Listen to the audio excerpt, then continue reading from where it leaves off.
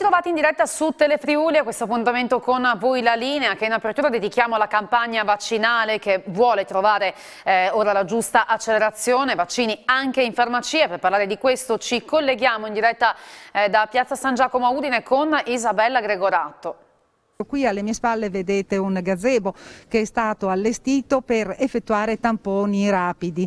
È stato allestito grazie anche all'intervento della farmacia che si trova qui in via del Monte. Con noi il sindaco di Udine Pietro Fontanini per parlarci di questo servizio che tra l'altro è il primo di questo genere proprio nel cuore del centro storico. Sì, è il primo e dà un servizio importante alla popolazione, soprattutto a coloro che sono preoccupati di avere qualche sintomo che possa poi portare alla positività per quanto riguarda il coronavirus. Come sapete stiamo vivendo una fase difficile, stiamo verificando un aumento di contagi, quindi sapere un po' la situazione a tante persone è fondamentale, importante. Io ringrazio i farmacisti che hanno messo a disposizione questa struttura a loro spese, perché è un impegno questo che è a favore della cittadinanza, che potrà trovare qui proprio nel centro della città la possibilità di fare un tampone e verificare se sono positivi o negativi al coronavirus.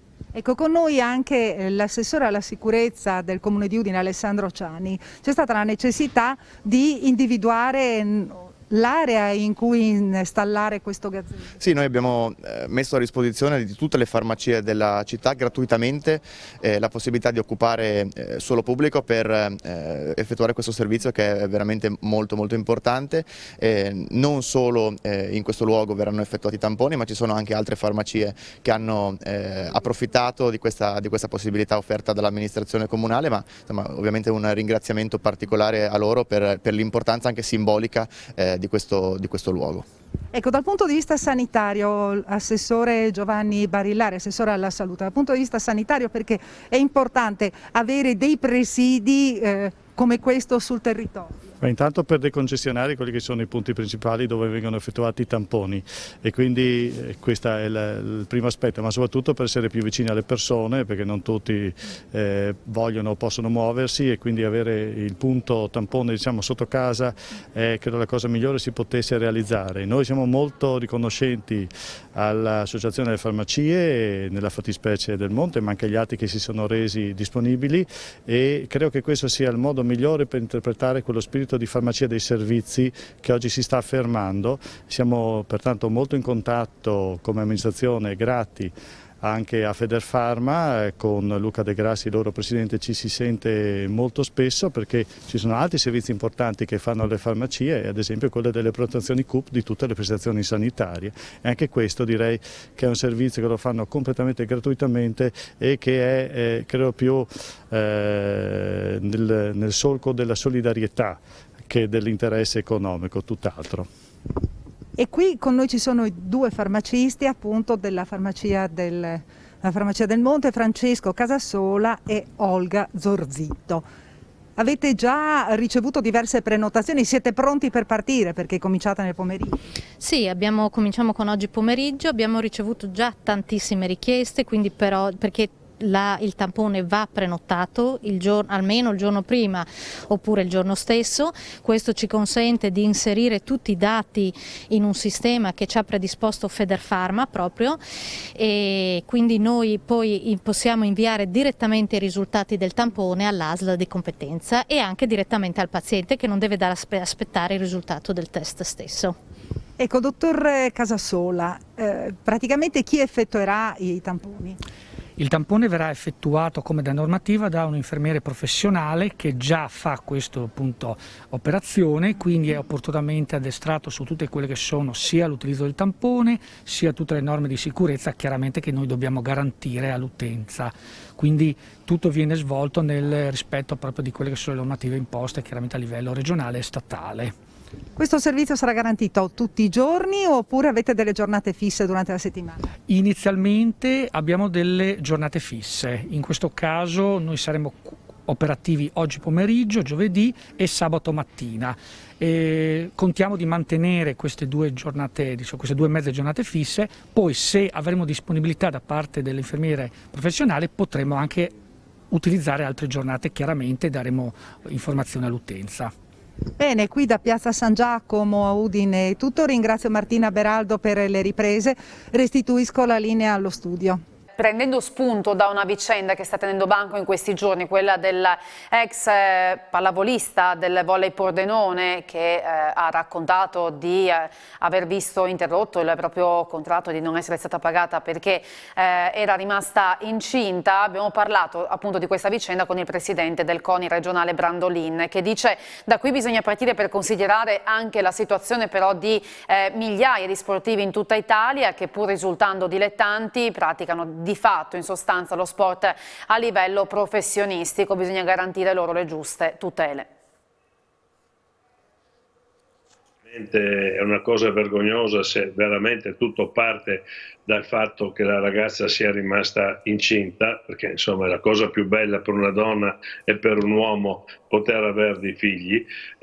Detto questo però la problematicità di tanti ragazzi e ragazze che girano l'Italia senza essere dei professionisti, anche se nella sostanza poi lo sono, senza tutele, è un problema ormai annoso. Ricordo ad esempio che nella nostra regione abbiamo soltanto 4 società professionistiche così riconosciute dalle rispettive leghe, le 3 squadre di calcio, Udinese, Triestina, Pordenone, e la squadra di pallacanestro Trieste. Tutte le altre sono dilettantistiche e quindi sottoposte a quella ambiguità di comportamento da parte dei presidenti, ma anche dei giocatori e delle giocatori, ma anche dei procuratori che ci sono anche nei livelli più bassi. Si sta tentando di dare un po' più di concretezza e anche di chiarezza da questo punto di vista. È stato appena licenziato un decreto delegato 15 giorni fa dove si inserisce il cosiddetto operatore o lavoratore sportivo. Non so quante tutele lì si potranno avere, anche perché, è inutile che ci nascondiamo, gran parte del nostro mondo sta in piedi, come dire, con questa ambiguità salariale, se così possiamo dire, ed economica. Ricordo infine che i famosi rimborsi esentasse fino a 10.000 euro previsti dalla legge pescante, eccetera, che tanti ragazzi e tante ragazze hanno, devono essere sì ricevuti, ma quei ragazzi e quelle ragazze devono avere altri sostentamenti, perché se vi è un controllo della Guardia di Finanza e hanno soltanto quel sostentamento, sono rogne per tutti. Quindi quelli sono soldi in più rispetto a un lavoro, rispetto a una garanzia economica che questi ragazzi hanno. Da queste vicende appunto, quando suscitano questo clamore, si deve approfittare per cambiare qualcosa, e cosa sarebbe opportuno venisse fuori secondo lei?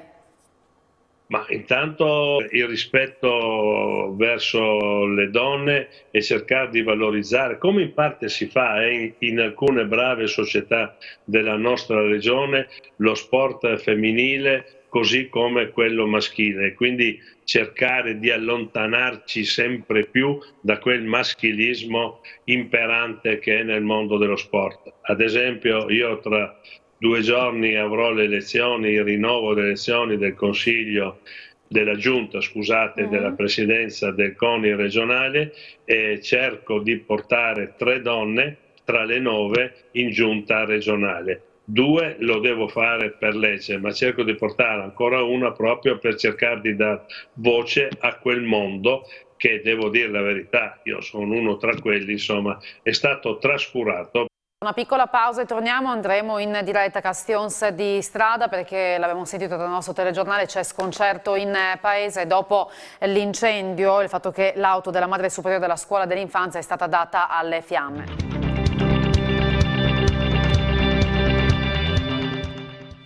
A Castionzi Strada nella notte è stata data alle fiamme l'auto della madre superiore della scuola dell'infanzia. Allora andiamo in diretta da Paola Treppo per sapere di più su questo fatto che ovviamente sta destando preoccupazione e sconcerto in paese.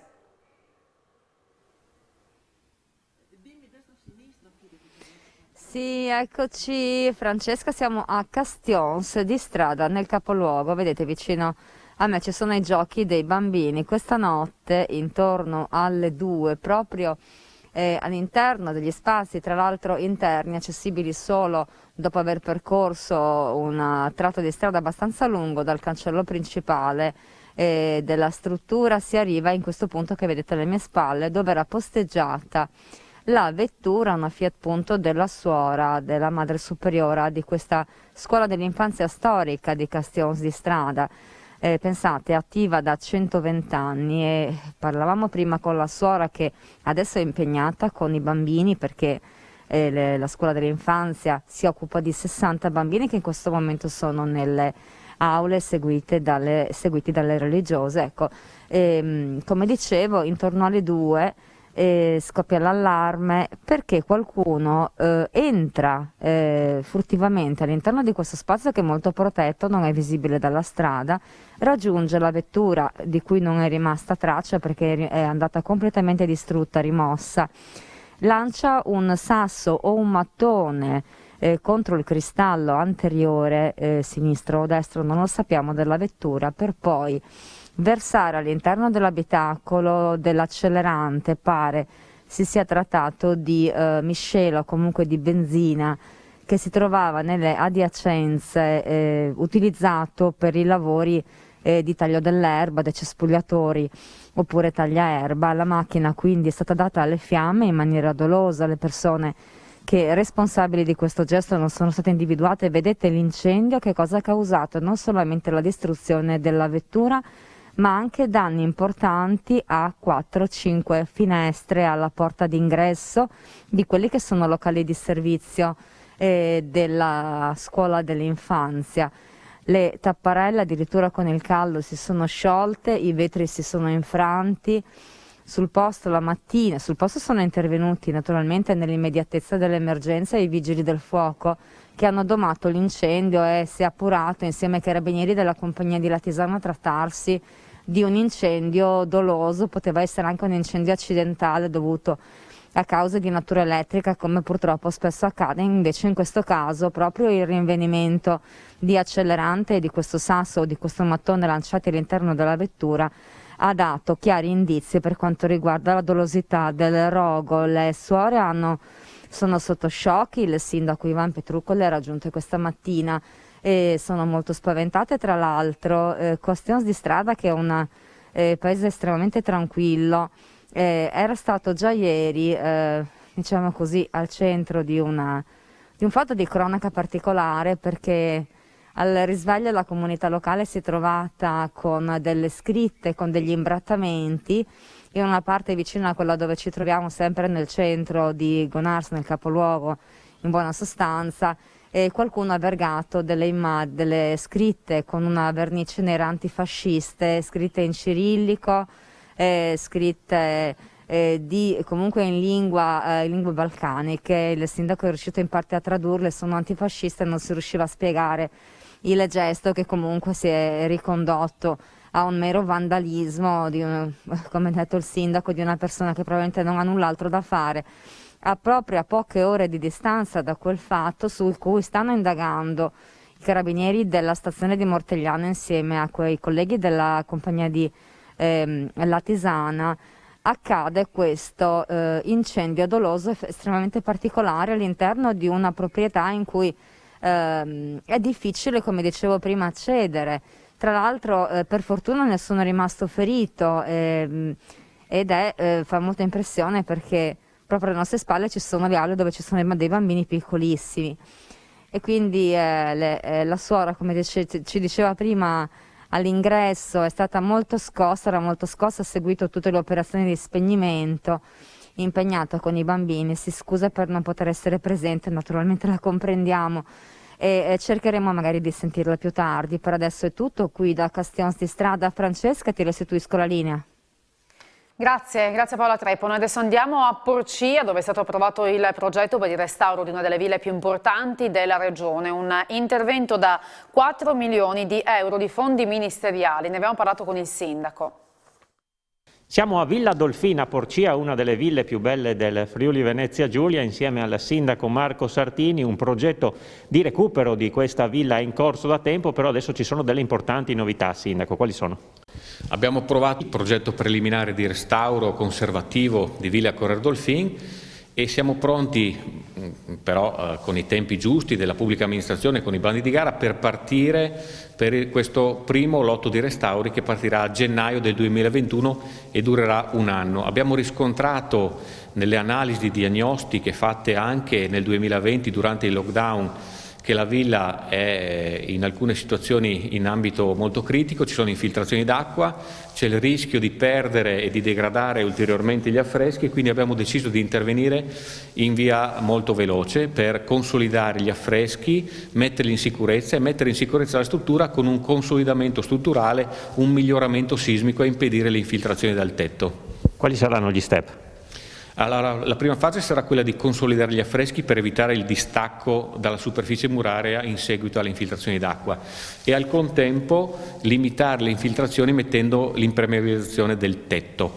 Poi impediremo che le pareti tendano ad aprirsi con praticamente dei fissaggi, dei muri perimetrali rispetto ai muri interni, e questo sarà il primo stralcio dei lavori. In seguito che cosa è previsto? Poi faremo invece tutto il restauro degli intonaci esterni e la sistemazione delle parti esterne limitrofe alla villa. È un bene questo che è stato acquisito dal Comune, anche con un importante impegno finanziario. Chi metterà i soldi per questo recupero? Allora, la villa è stata acquistata nei primi anni 2000. Nel 2018 il Comune di Porcia ha ricevuto un finanziamento dal CIPE per 4 milioni di euro, che però ha dei tempi molto stringenti e noi siamo arrivati verso la fine di questi tempi, dobbiamo quindi adempiere a quello che ci è stato chiesto. Il lockdown, la fase Covid non ci ha aiutato, stiamo cercando di andare avanti più velocemente possibile. L'aspetto finale per questa villa, una volta recuperata, qual è l'intenzione di farne che cosa? In questo momento siamo in una fase di analisi e di studio. Abbiamo definito all'interno degli ultimi documenti approvati che la destinazione finale sarà quella di tipo istituzionale rappresentativo. Qui ci sono anche affreschi molto importanti che vanno recuperati perché appunto il tempo li sta degradando. La restauratrice ci ha fatto notare che questa villa ha quasi 2000 metri quadrati di affreschi e dovrebbe o potrebbe essere la villa veneta più affrescata di tutto il Friuli Venezia Giulia, quindi con un valore importante anche dal punto di vista artistico. La prima fase, infatti, capendo la delicatezza delle opere, avendo visto che le infiltrazioni d'acqua sentita la restauratrice potrebbero dare ulteriori danni, abbiamo deciso di intervenire nel più breve tempo possibile. Fine dei lavori attesa per quando? Quindi il consolidamento e il recupero degli affreschi 2022, dicembre del 2022, un anno di cantiere, sarà un anno di cantiere difficile, speriamo che la situazione contingente ci permetta di procedere veloci, però sarà un anno importante per portare a casa questo primo step di lavori della villa che non ha mai visto nessun intervento. Il mese di marzo è il mese della consapevolezza dell'endometriosi, una patologia che è invalidante e che è cronica, che causa notevoli disagi, che viene diagnosticata con un ritardo tra i 7 e i 9 anni. La consapevolezza che verrà data attraverso l'illuminazione di giallo di alcuni fra i monumenti più importanti delle città che aderiscono all'iniziativa. Ne abbiamo parlato con la Presidente dell'Associazione Endometriosi Friuli Venezia Giulia, Sonia Manente. Ormai è un ventennio che siamo sul territorio regionale e nazionale che portiamo sostegno a tutte queste donne partendo da noi. Noi siamo donne affette da endometriosi e dopo 20 anni comunque continuiamo a supportare e sostenere queste donne in questo cammino con una diagnosi ancora tardiva che va dai 7 ai 9 anni.